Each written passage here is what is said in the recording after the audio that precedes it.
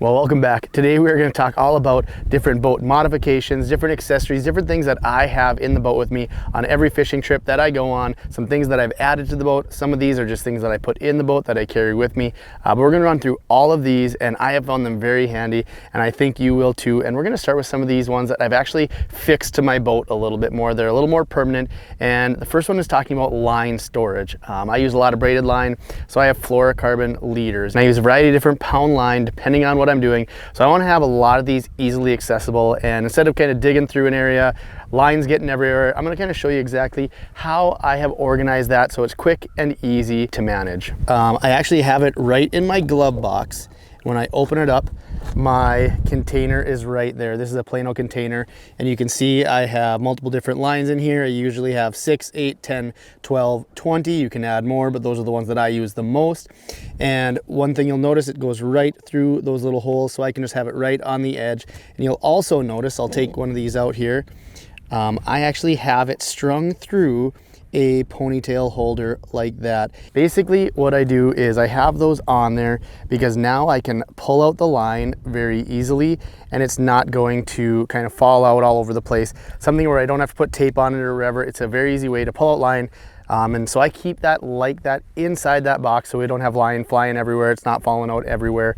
And then when I'm done with it, I can just come over here, close it, and then we are good to go. I can keep moving. If I need it again, pull it out. So it's very easy to access. You can pull out whatever length of leader that you want, or if you want to change leader. And one thing I will say, always check the line. You know, you have some of it coming out. Every once in a while, get caught in the area of the glove box when it's closing, and you might get a little nick in that line. So still check your leader length and make sure that you're cutting off any of those bad portions.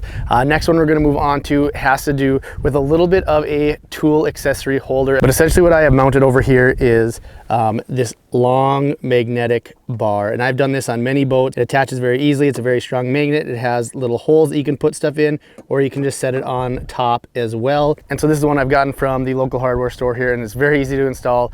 And like I said, I've been through a few of these on a few different boats, and I've added one to it every single time. And a couple of tools that I have on there that I do want to mention because I really like them. One is this little line snipper here. It says Pitbull Tackle on it. I've had a few of these. They are very good for cutting braided line. I have had a tough time finding ones that I like. So if you're looking for a line cutter, that one is very good. Another one that I really like is these are some pliers from Piscifun, and they are honestly one of the cheaper pliers that I've ever found, but they are very light. I've went through about 4 or 5 other pliers, and these ones still are holding up strong where some of those other ones have rusted out or whatever. So again, one of the least expensive but also best quality pliers that I've ever had, and I've gotten a couple pairs now, and I have them kind of anywhere because I use them all the time. Otherwise, I'll have my file on there, I'll have my split ring, I'll have some bigger pliers. All those kind of tools can be accessed right there, or if I want to throw some hooks on it, if I'm not using them and I'm not putting them away quite yet, that is another great landing place for that, because if you know me, I am moving very quickly when I'm fishing, and I change things very quickly. So if I don't have a landing spot for that, it's going to end up all over the boat, and sometimes it still does. The next one is another organizational piece, and this has to do with my tackle boxes. I haven't found a great spot inside that I want to put my tackle boxes yet, inside a compartment. I want them fairly close again so I can have easy access to them. And so basically I put that underneath here. You can see I have all my tackle boxes. I put them in. They have this lip right here, and this is actually something that I've added. It's just some F-channel from when I was siding my house. Just a little something to hold them back. So it's very easy to pull them out, put them back in. They have that little lip right there, and you can easily access them. Also, I have my light underneath here so I can easily see what they are, but I just added that, couple screws, and it's been very helpful to keep those from kind of bouncing out. And so that does kind of lead into the next one. I was talking about the lights. Another little mod that I've really liked is I've added some lighting underneath. It's been underneath the gunnel here. I have some underneath the back. I have some underneath where my feet go. These ones are controllable. I can dim them. I can change the color. I can do all that depending on if I'm fishing at night, not wanting to bother with mosquitoes. I can change to more of a red or a blue. Or if I just want the brightest white light, I can change to that as well. These are from Opt7 is the brand. So far been very good. I have a couple that are changing color. They're a little bit off of what the other ones are. This is my second or third year on these lights. Overall, very happy with them. They're bright. I put them up front as well.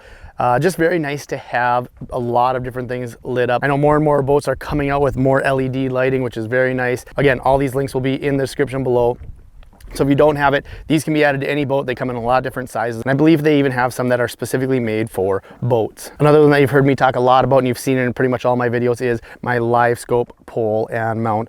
And this is from Arclab. The part that spins is the Larmac 360. It's just been one of the most sturdy and easy to use mounting systems that I have found. With the quick dock plate, I have one mounted up front so I can move it out front if I want. I can also use the same pole for ice fishing. It's on a track system, and so it's easy to take on and off. If you're looking for more information on that, I'll give you my whole rundown on how I have my boat set up for my Liv Scope. That'll be in the description below as well. But just one little add-on, again, one of those little more permanent fixtures that I've added to the boat that I really, really like. The pole system goes right into the sport track on my Lund, and I know they have a lot made for basically any type of boat out there as well. Another one that I've added this year that I have absolutely loved so far, even though I've only been out a handful of times, is I have added some lithium batteries. I went with the Amped Outdoors. I upgraded to an Ultrex this year, so I have a 36 volt system. And so I went with the Amped Outdoors. I have a couple 50 amp hour 36 volts, so I have 100 amp hours worth of battery there, and it has been awesome. I am on my third day fishing on these. A couple days have been pretty windy, or I've even been up on the river fishing in the current, and I'm still at like 92% after putting some pretty heavy juice on it. And so that was an upgrade that I did that spring that I really, really liked. It also has an app. I'll kind of pull that up right here. That way you can see your battery percentages, and you can see all sorts of information that you're gonna need to know. You can see if there's any parasitic draw off any of your electronics, anything like that. That way you can kind of have all the information that you need, honestly more than you probably need. Definitely a lot of it goes over my head, but still very nice to have to be able to monitor those batteries. And honestly, I'm just so looking forward to never having to worry about power issues, even if I'm trolling with my trolling motor. Another one that I've done that's not actually for my boat, it's for the trailer, is I have the Drotto. It's basically that quick latch for hooking up your boat, landing it. For a bunk trailer, maybe not 100% necessary, but I have a bunk trailer and I actually really like it. I like just being able to drive up, click it, and then it's ready to rock, or just releasing it quickly. Just gives another peace of mind. It makes everything just a little bit more efficient. You just gotta be very careful when you're driving up so you don't get off just a little bit. And now I'm gonna go over some of the accessories that I bring with, not necessarily mounted in my boat, but things that I bring with that I use on many, many occasions. And the first one that I've honestly found myself bringing pretty much no matter where I go on any trip, and that is a power box by Ice Hole Power. I have two 20 amp hour Amped Outdoors lithium batteries. They have all sorts of different plugins that you can do. They have a USB, they have a 12 volt, they have a glow cup on there, they have lights added onto the side. They have spots where you can just put on alligator clips or any other sort of clip that you want to add onto there. Easy to charge, very portable, and has so much juice that I could probably run it all winter, all summer, not have to worry about it. But I tell you what, I am looking forward to having this thing in the boat, and I've had it in the boat every trip that I've been out, but really looking forward to having it out when I'm on the ice as well, doing some ice camping. So that power box from Ice Hole Power has been a great addition. Something that I've not necessarily planned on using many times, and then all of a sudden I have a camera dying or something like that. You can just never have enough power, especially with today's day and age where everything's becoming more and more battery powered. Having some backup just to be safe, and having something like this that you can charge once and use it many, many times and not have to worry about it has been just awesome. Another little piece that has been helpful is I just kind of started getting into some of these. These are these tie-on ropes, and they have just a little bit of stretch. You can see they have a little bit of bungee to them, but then they max out. And these are nice because they help to absorb some of the shock. If it's getting bounced around a lot, absorbs just a little bit of that shock before it maxes out, so it doesn't put quite as much pressure on your dock or on your boat. And the other thing that I have not used, but actually if anybody's used these, leave it in the comments, I want to know. I've seen some of these little bumpers where you kind of put your rope around it, and it can kind of act as that buffer where it won't let your boat get close to the dock, so you don't have to have your bumpers. So if you use that, let me know. How do they work? Are they nice? I'd love to know, because I've been looking into those as well. A couple other things that I have in my glove box that I use fairly frequently as well. Well, one that I hopefully don't use very frequently, that is having some sort of extra plug for your boat. The other things, I have a fish grabbers. This one is especially if you're having kids in the boat or somebody that doesn't like touching fish quite as much. Those are very helpful. I use those all the time when I was guiding. Having a scale with is always helpful. If you catch a really nice fish, you want to see a weight, whatever it is, having a good scale as well. A couple other little things. One, Sometimes it's nice if you want to jinx yourself to get the fish counter out, the fish clicker. And the other one that I use is I have some sort of tape measure that I can use that's bendable, so I can wrap it around the fish if I want to check a girth on a fish. If I'm looking to get it mounted, or if I'm looking for a weight. I always had this in case clients wanted to mount a fish, and it's just something that I keep on my boat. I have a few of these. They're very cheap. They're very easy to just kind of store, easy to have around. Moving on to a couple other things. One, headlamp. Always nice to have those. With the lights in the boat don't need it quite as much, but probably one of the most important is some sort of a hook cutter. And this is obviously if you get yourself hooked and you know you don't want to have to worry about trying to push it through, you want to be able to get to a hospital or whatever it might be, being able to cut those hooks is very important. Actually, a few years ago I got hooked in the finger and it was still attached to a 26-inch walleye, and I didn't have a hook cutters with me, and let me tell you, it was just very painful. If I would have had one of these, it would have been very helpful. Another thing that I have is a towel.